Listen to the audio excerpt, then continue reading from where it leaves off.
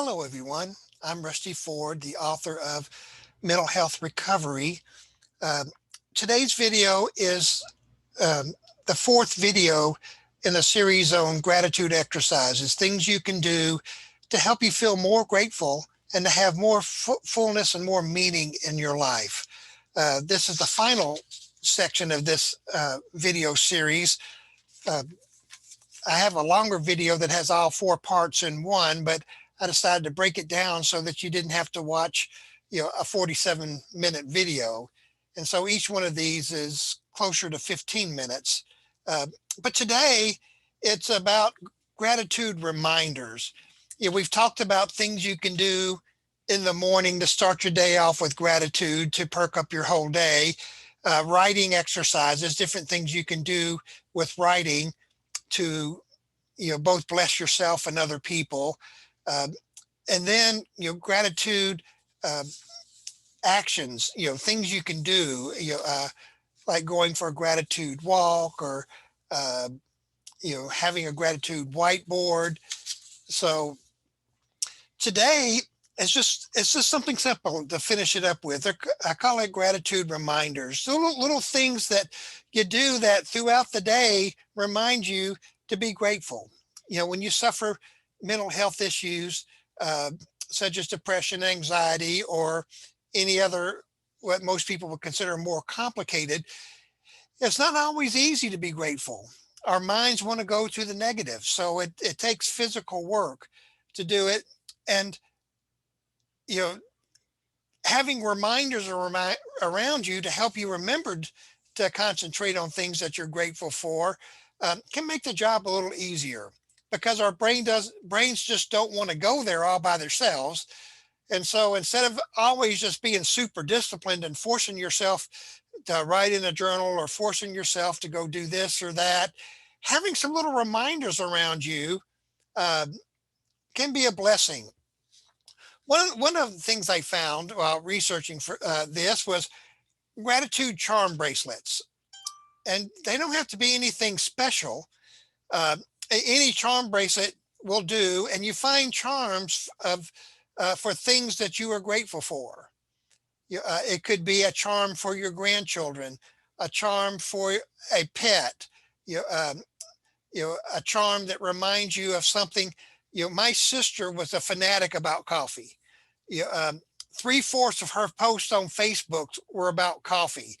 She could have a little, charm to remind her of that, little charms to remind you of good things that have happened in your life. Uh, and so you wear that and you see the bracelet, and you can, or you're feeling down, you can just start going through your charms, reminding yourself of things that you are grateful for. Uh, the second one is to create a gratitude collage, where you take a board and you put pictures all over it of things that you're grateful for. Some people use a gratitude keychain. You can purchase them online, or you can just get a keychain and put something on it to remind you of something you're grateful for. You use your keys a lot, so every time you go to get in your car and you pull out your keys, that can be a reminder to think about something that you're grateful for. Uh, Another thing is a gratitude trigger. This is a simple concept. You just put up something in one or more places where you'll notice them that can remind you to be grateful. This could be your bathroom mirror. This could be your refrigerator. This could be, something on your desk. You know, my wife and I are heading for our 43rd anniversary. And when, I had an office desk, I had a picture of her and a picture of the kids. Those are two of the things that I'm most grateful for in my life, is my wife and children. And every time I looked at them, I took a moment to be thankful that I had a wonderful wife and wonderful kids. And this can be anything that you're grateful for. Um, I mentioned in one of the early videos about starting your morning off is to have a list of 10 things that you're truly grateful for that you put on your bathroom mirror. And when you get up in the morning, you stop and you take a moment to think about those things and start the very first thing after you wake up. You start your day thinking about things that you're grateful for. It'll perk up your mood. It'll make the rest of your day better. Um, these things could be a picture, a poem, or anything that reminds you to be grateful. Even something as simple as a gratitude rock. You, uh, and this can be a rock that you paint yourself or one that you go online and buy that has gratitude or something else uh, engraved into the rock. But anything that just reminds you um, to be grateful. And the last one of these is to have a gratitude partner. I mean, this is one of the things that helped me overcome my depression and anxiety. Not that I don't have depression and anxiety, I just live extremely well with it. My life is full, my life is meaningful. That doesn't mean I don't have down days. That doesn't mean my whole body's not racked it with pain. You, and that I don't have high anxiety levels, that are choking me off. It's just I've retrained my brain, and while these other things are there, my life is as full and rich as it can be. One of the reasons I have that is because of the wonderful wife I have that I mentioned. I brought her into as a partner in my mental health recovery.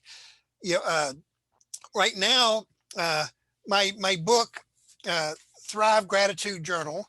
I didn't mention it in my last video, but you can get it at Amazon, and I have links to where you can get a PDF of the book for free, or you can get the gratitude list of 87 gratitude prompts for free. And they're in the description of this video, so that um, you know if you want to do this with another person, you can. And so she and I are going through this book. I mean, it's simple. I mean, it's just got a place at the top that gives you a gratitude prompt and a place to write your gratitude things you're grateful for down. I drew a line in the middle, uh, and I put you know, uh, right now I opened up to a page. I am grateful for these trips that I've made. And so mine, some of them include my wife, but a lot of mine are fishing trips, especially fishing trips with my father. And she has her list of trips that she's made. That another one is, I'm grateful for these people who have been helpful to me. I'm grateful for these people who've been a positive influence. But to have a partner to go through a book like this with you can be extremely powerful, especially if you're in the midst of deep depression or anxiety. Your brain doesn't want to remember the good things. And so having a partner that knows you well, that's been around you for a long time, can help you remember the things that you should be grateful for. So going through a book like this can be a huge benefit to your life. Uh, and then, as I mentioned before earlier, my own copy of this book that I filled up, I keep in my briefcase.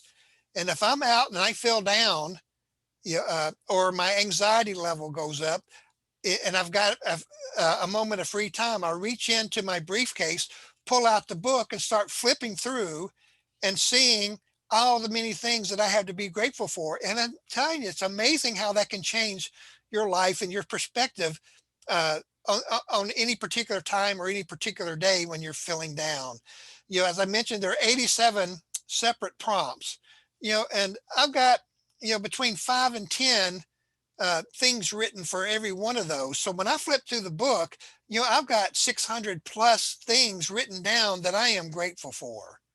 And so, I can encourage that you download this list, download the book, or you can go to Amazon and be a great blessing to me and buy a copy of it. If you want a bound copy that uh, that you can carry and you can put your briefcase put it in your briefcase, or you can just write the gratitude prompt at the top of a page on a spiral notebook and fill it out.